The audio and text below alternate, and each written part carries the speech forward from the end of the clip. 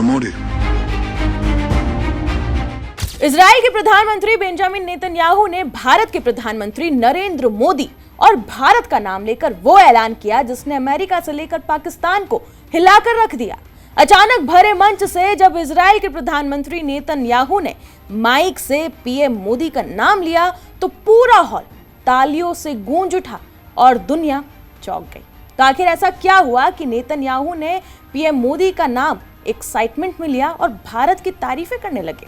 उन्होंने क्या request PM Modi से की और क्यों माना जा रहा है कि भारत इजराइल की नई रणनीति से चीन और पाकिस्तान की टेंशन बढ़ सकती?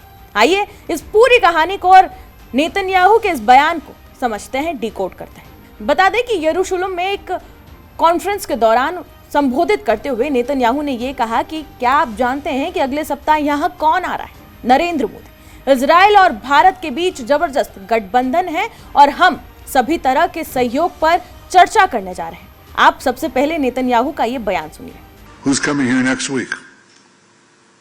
Narendra Modi. Tremendous alliance between Israel and India, and we are going to discuss all sorts of cooperation.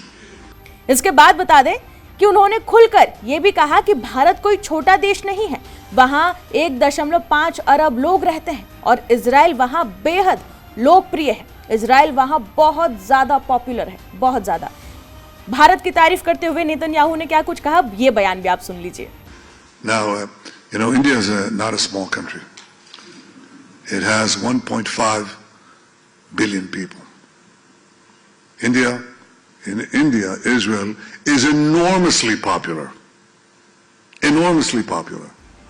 तो सुना आपने नेतन्याहू ने क्या कहा?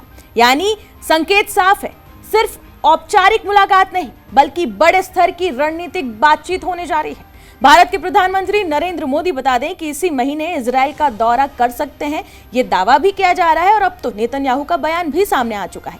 हालांकि आधिकारिक तारीख घोषित अभी तक नहीं हुई है ना, और विदेश मंत्रालय की तरफ से कोई भी अभी तक कोई डिटेल्स दी गई है, सार्वजनिक की गई है। लेकिन संभावित तारीखें 24-25 फरवरी या फिर 27-28 फरवरी बताई जा रही है, जब ये एआई समिट दिल्ली में जो हो रहा है उसके बाद ये दौरा, प्रधानमंत्री नरेंद्र मोदी का दौरा इजराइल का संभव माना जा रहा है। अगर ये यात्रा होती है तो ये 2017 के बाद पीएम मोदी का पहला इजराइल दौरा होगा। 2017 में उनकी ऐतिहासिक यात्रा ने दोनों देशों के रिश्ते को एक नई दिशा दी थी। जनवरी में भारत में इजराइल के राजदूत यरुवेन अजर ने यह पुष्टि भी की थी कि प्रधानमंत्री नरेंद्र मोदी को इजराइल आने का निमंत्रण वो दे चुके हैं और इजराइल में उनके स्वागत की तैयारियां भी चल रही है।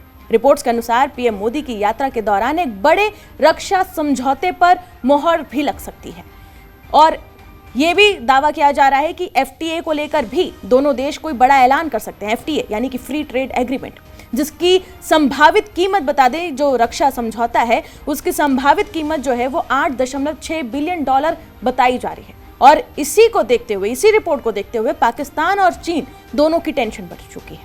बता दें कि इस डील में जो रक्षा समझौता इजराइल और भारत के बीच में संभावित है उसमें बहुत महत्वपूर्ण चीजें शामिल हो सकती है, जैसे कि स्पाइस 1000, यह है प्रिसीजन गाइडेड बम।